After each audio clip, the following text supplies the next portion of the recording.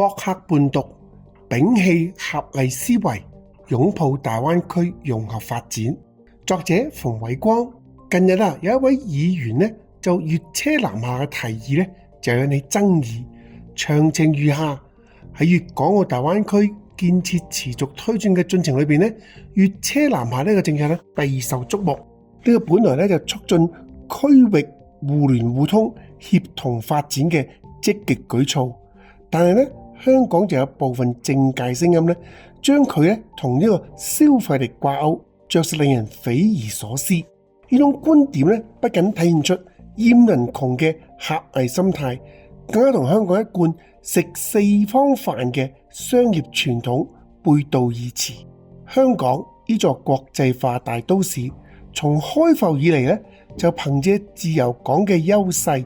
匯聚全球資源，靠嘅就係兼容並包嘅胸懷，秉持着食四方飯嘅理念。無論資本大小、人員貧富，皆熱忱接納，喺全球貿易同交流中蓬勃發展，鑄就東方之珠嘅輝煌。如今將粵車南下同消費力捆綁，對來自廣東嘅車輛同埋佢嘅駕駛者設立偏見嘅門檻呢，無疑係自毀長城，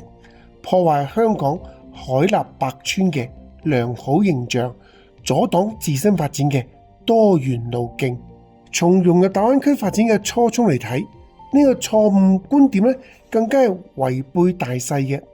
大灣區建設咧，旨在打破區域壁壘，實現人流、物流、資金流、信息流嘅高效流通，促進區域經濟深度融合，打造世界級城市群。粵車南下作為其中關鍵一環，對推動互聯互通意義重大。佢能夠讓廣東居民更加便捷咁往來香港，加深彼此了解，促進旅遊、文化、商業等多領域合作。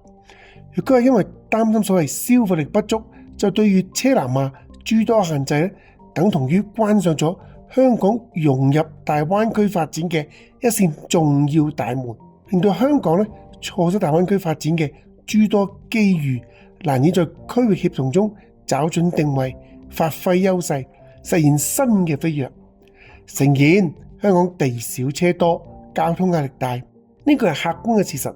但係解決之道並非歧視性限制，而係可以借鑒喺內地一線城市行之有效嘅限行政策。好似深圳實施早晚高峰限行，廣州實行開四停四管理措施。呢啲舉措喺保障交通順暢嘅同時亦都兼顧咗外地車輛合理通行需求。香港完全可以參考呢啲經驗，制定科學合理嘅交通管理辦法，嚟保障喺本地交通正常運轉嘅前提下，有序歡迎粵車到來。值得注意嘅就係港車北上早已經實施，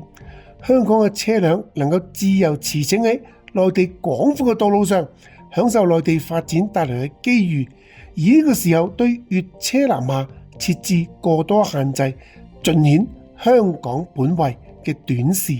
呢種單方面嘅便利與限制，破壞咗區域發展嘅公平性同協調性，不利於構建粵港兩地雙向奔赴、共同繁榮嘅良好局面。嗰啲持有不當觀點嘅政界人物急需要轉變思維，樹立大局觀，要深刻認識到大灣區發展係一盤大棋，香港嘅發展離唔開內地嘅支持與協同，只有摒棄狹隘嘅偏見，以開放包容心態迎接粵車南下，積極參與大灣區融合發展，香港先能夠喺新時代浪潮中續寫繁榮傳奇，重現東方之珠嘅奪目光彩，實現與大灣區共同成長、互利共贏嘅美好願景。